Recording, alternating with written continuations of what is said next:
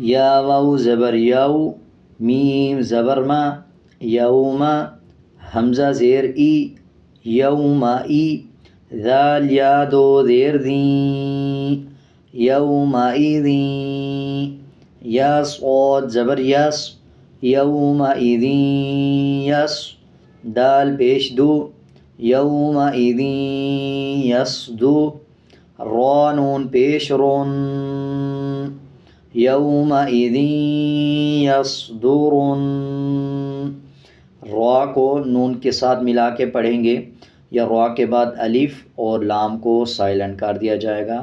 شد کا مطلب ہے کہ پچھلے الفاظ کے ساتھ ملا کے پڑھنا۔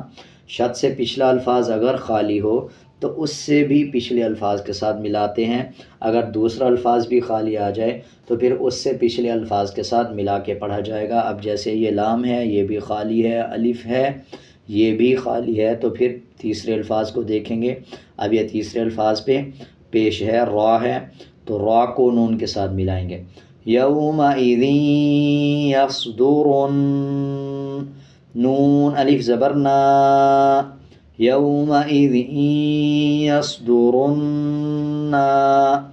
نون اور میم کے اوپر اگر شد آ رہا ہو تب غنہ کر کے پڑھا جائے گا، اور غنّے کی آواز کو ناک سے نکالا جاتا ہے۔ اسی طرح حروف مدہ میں سے نون کے اوپر زبر ہے، جب زبر کے بعد الف آ جائے تب 1 سیکنڈ کھینچ کے پڑھا جاتا ہے۔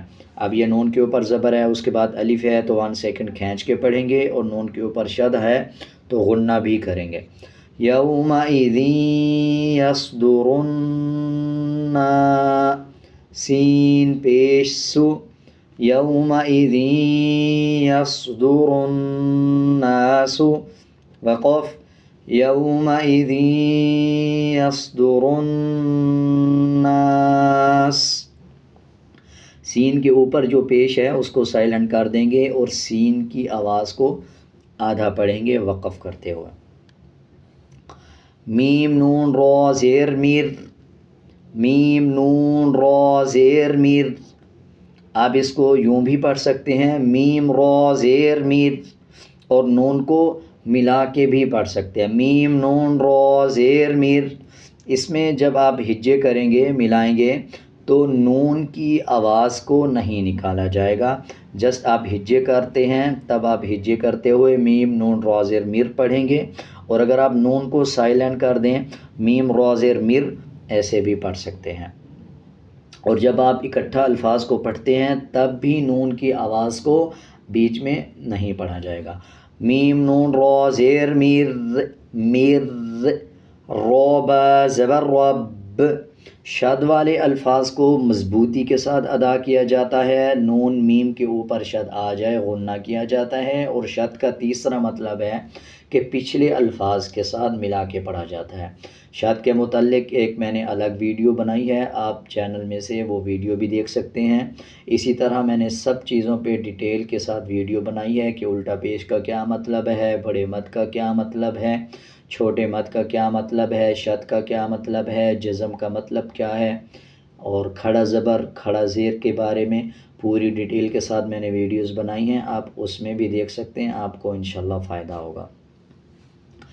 رب زبر رب، مر رب، با زیر بی، مر ربی، کاف زبر کا، مر ربی کا، وقف، مر ربک، جب وقف کریں گے کاف کو آدھا پڑھیں گے اور کاف کا زبر سائلنٹ کر دیں گے، مر ربک، را زبر را، سین واو پیش سو، رسو، لام میم دو پیش لم، رسولم،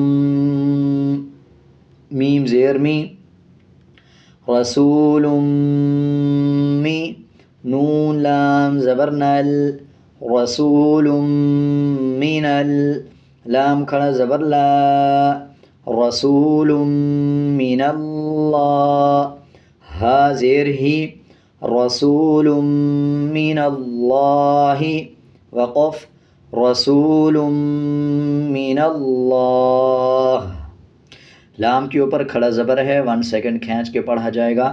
اسی طرح لام کے اوپر شد بھی ہے، مضبوطی کے ساتھ ادا کیا جائے گا. ہا کے نیچے زیر ہے، جب وقف کریں گے تو زیر کو سائلنٹ کر دیں گے اور ہا کی آواز کو آدھا پڑھیں گے، رسول من اللہ. اسی طرح حروف مدہ میں سے سین کے اوپر پیش ہے، واو کے اوپر جزم ہے. جب واو کے اوپر جزم آ جائے اور اس سے پہلے الفاظ کے اوپر پیش آ جائے تب 1 سیکنڈ کھینچ کے پڑھا جائے گا. صاد پیش سو، حا پیش حو، سوحو، فا میم 2 زبر فم، سوحو فم. فا کے بعد جو الف ہے اس کو سائلنٹ کر دیں گے، فا کو میم کے ساتھ ملائیں گے. جیسے پچھلے الفاظ میں سیکھا کہ میم اور نون کے اوپر جب شد آ جاتا ہے غنہ کیا جاتا ہے اور غننے کی آواز کو ناک سے نکالا جاتا ہے. صحفم، میم پیش مو، صحفم مو. طہ زبر طہ، ہا کے اوپر شد ہے، مضبوطی کے ساتھ ادا کرنا ہے.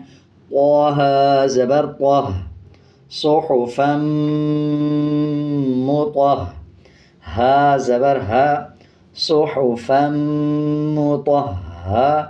را زبر را، صحفم مطہرہ. تا 2 زبر تن، صحفم مطہرۃ.